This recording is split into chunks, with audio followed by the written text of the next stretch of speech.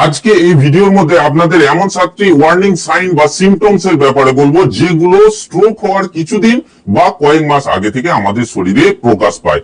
আপনাদের মধ্যে অনেকেই জানেন যে স্ট্রোকের ক্ষেত্রে মূল যে ঘটনাটা ঘটে, ব্রেনের মধ্যে রক্তনালী ফেটে গিয়ে সে জায়গায় হেমারেজ হয়ে যায়, যেটাকে হেমারেজিক ব্রেন স্ট্রোক বলে।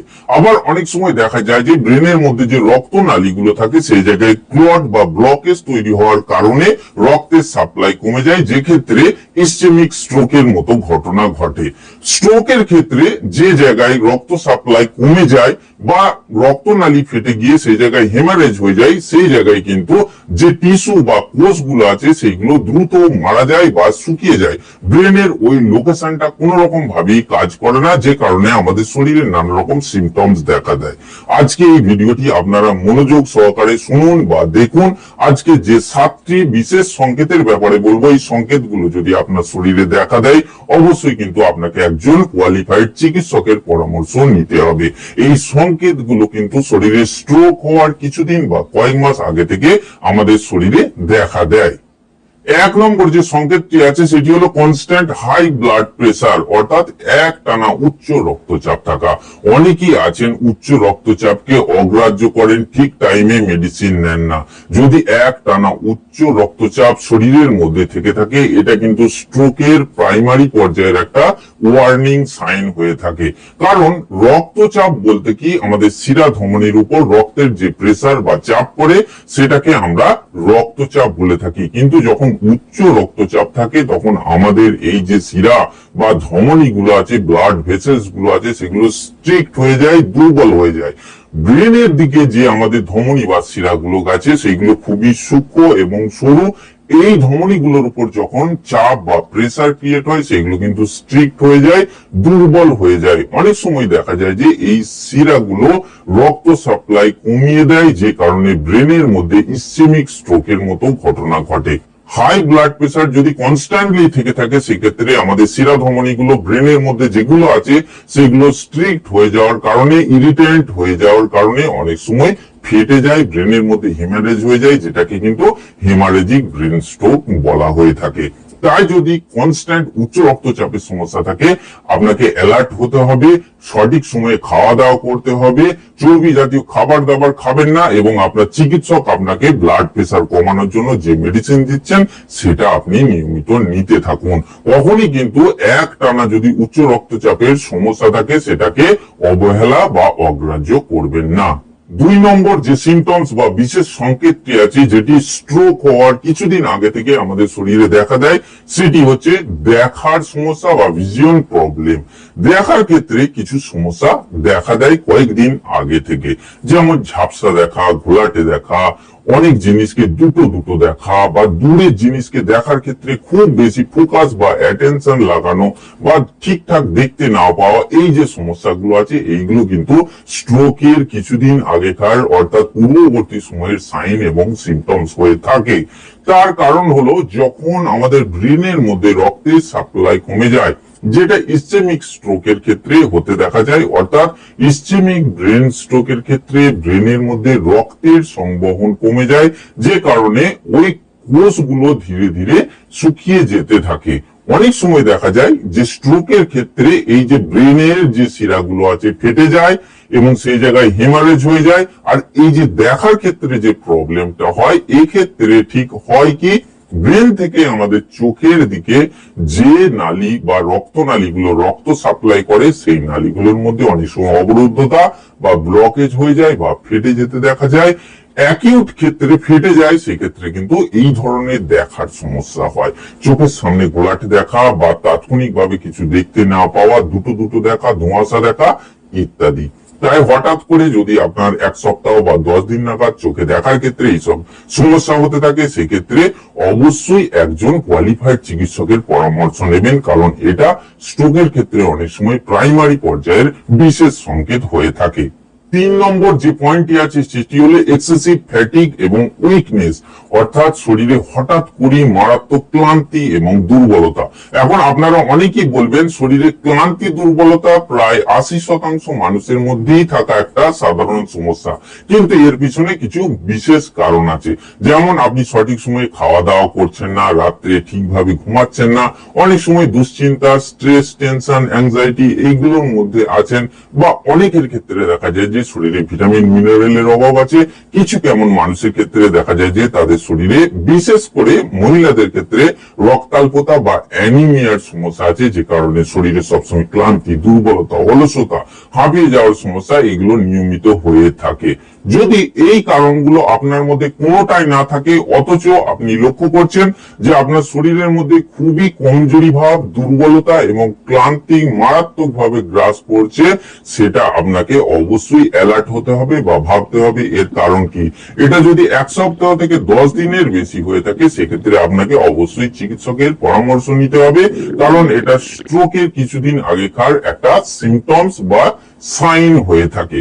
এই ক্ষেত্রে যে ব্যাপারটা ঘটে থাকে সেটা হলো ইসচেমিক স্ট্রোকের ক্ষেত্রে ব্রেনের বা মস্তিষ্কের মধ্যে রক্তের সাপ্লাই কমে যায়।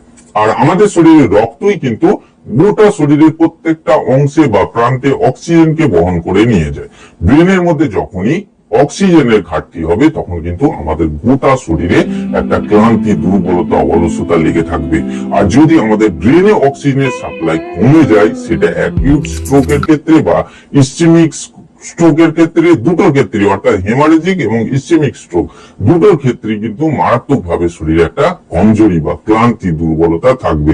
এবং এটা যদি 1 সপ্তাহের বেশি থেকে থাকে, অবশ্যই একজন রেজিস্টার্ড চিকিৎসকের পরামর্শ নেবেন, কারণ এটা অনেক সময় স্ট্রোকের প্রাথমিক পর্যায়ের সিমটমস হয়ে থাকে।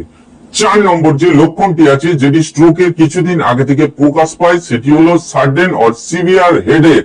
হঠাৎ করে আপনার মাথার মধ্যে তীব্র মারাত্মক যন্ত্রণা হওয়ার সমস্যা।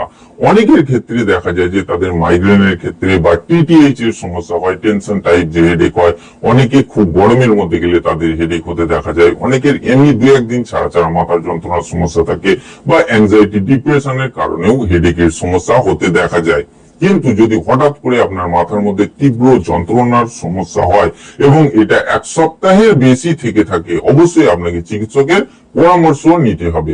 কারণ আমাদের ব্রেনের মধ্যে যখন রক্তের সাপ্লাই কমে যায়, যেটা ইসচেমিক ব্রেন স্ট্রোকের ক্ষেত্রে হতে দেখা যায়, তখন কিন্তু এই ধরনের হেডেক বা মাথার যন্ত্রণা শুরু হয়ে যায়। যাদের ক্ষেত্রে হেমারেজিক ব্রেন স্ট্রোক বা অ্যাকিউট হেমারেজিক ব্রেন স্ট্রোকের সমস্যা হয়, তখন কিন্তু এই মাথার যন্ত্রণা খুব তীব্র হয়, যেটা সহ্য করা যায় না, অর্থাৎ মারাত্মক মাথার যন্ত্রণা হয়, যেটা কিন্তু সাধারণ পেনকিলার বা কোনো ট্যাবলেট দিয়ে কমে না বা সারে না। তাই তীব্র মাথার যন্ত্রণা, অ্যাকিউট এবং সিভিয়ার যদি হেডেক আপনার মধ্যে 1 সপ্তাহ বা তার বেশি হয়, অবশ্যই একজন চিকিৎসকের পরামর্শ নিতে হবে, কারণ এটা স্ট্রোকের পূর্ববর্তী সময়ের সিমটমস বা লক্ষণ হিসাবে দেখা হয়। তবে আপনাদের আরেকটি বিষয় আমি জানিয়ে রাখি, এই যে তীব্র মাথার যন্ত্রণা বা হেডেকের সমস্যা, এটা যে স্ট্রোকের ক্ষেত্রেই শুধু হয় তা নয়, এর বিভিন্ন রকম কারণ আছে। আপনাদের আগেই বলেছি, যদি 1 সপ্তাহ বা 10 দিনের বেশি হয়, একজন চিকিৎসকের পরামর্শ নেওয়া উচিত। কারণ এটা অনেক সময় দেখা যায় যে যাদের সিভিয়ার মাইগ্রেন অ্যাটাক হয়, এই সমস্ত ক্ষেত্রেও হতে দেখা যায়, বা অন্যান্য কিছু কারণ আছে, সেক্ষেত্রেও সিভিয়ার হেডেকের সমস্যা হতে দেখা যায়। 5 নম্বর যে পয়েন্টটি আছে সেটি হলো numbness or weakness in body extremities. এটা সকলেই জানেন যে স্ট্রোকের ক্ষেত্রে যে সংকেতটা মূলত সাধারণ মানুষরা পরিদর্শন করেন বা দেখেন, সেক্ষেত্রে হয় কি, শরীরের একদিকের অংশ, যে কোনো একদিকের অংশ অবশ হয়ে যাওয়া, বিবশ হয়ে যাওয়া, কাজ না করা বা নাড়াচাড়া করতে না পারা। স্ট্রোক রোগীদের সাধারণ মানুষ এই সংকেতটি দেখে বেশিরভাগ ক্ষেত্রে চিনে ফেলেন। দেখা যায় যে শরীরে একদিকের অংশের হাত বা পা সেটা বিবশ হয়ে গেছে, অবশ হয়ে গেছে, সেটা কাজ করছে না। এটা স্ট্রোকের প্রাথমিক পর্যায়ের একটা মারাত্মক সংকেত বা সিমটমস হয়ে থাকে। এই ক্ষেত্রে মূল যে ঘটনাটি ঘটে সেটি হলো, এটা হেমারেজিক ব্রেন স্ট্রোকের ক্ষেত্রে হয়। ব্রেনের মধ্যে শিরাধমনী ফেটে গিয়ে সেই জায়গায় ভীষণভাবে হেমারেজ হয়ে যায়, এবং সেই ব্রেনের লোকেশনটায় যে সেল বা কোষগুলো আছে, সেগুলো দ্রুত শুকিয়ে গিয়ে মারা যায়। সেই জায়গার যে নার্ভাস সিস্টেম আছে সেটা ঠিকভাবে কাজ করে না, যে কারণে শরীরে একদিকের অংশের হাত বা পা সম্পূর্ণভাবে অবশ হয়ে যায়, সেটাতে কোনো রকম ভাবেই সেন্স বা অনুভূতি থাকে না। তাই শরীরে একদিকের অংশ যদি হঠাৎ করে অবশ বিবশ হয়ে যায়, এটা কিন্তু স্ট্রোকের মারাত্মক একটা সিমটমস বা লক্ষণ হয়ে থাকে।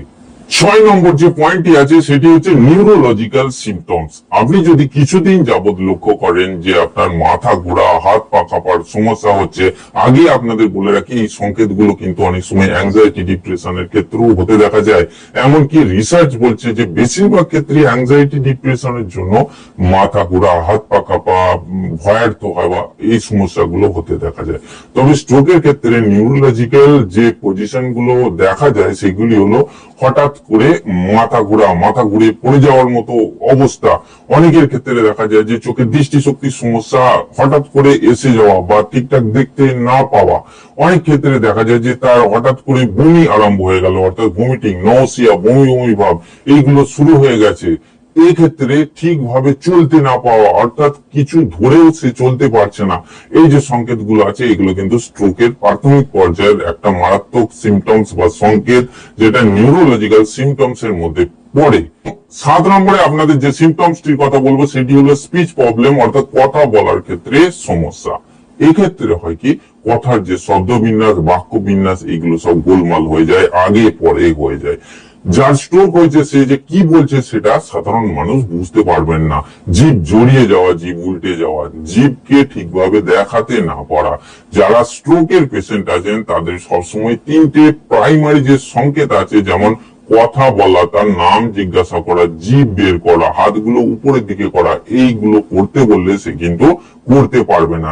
একটা কথা ঠিক করে বলতে পারবে না, তার শব্দ বিন্যাসের সমস্যা হয়ে যাবে, আগে পরে হয়ে যাবে। এটাকে অনেক সময় অ্যাফেজিয়া বলা হয়ে থাকে মেডিকেল সায়েন্সে।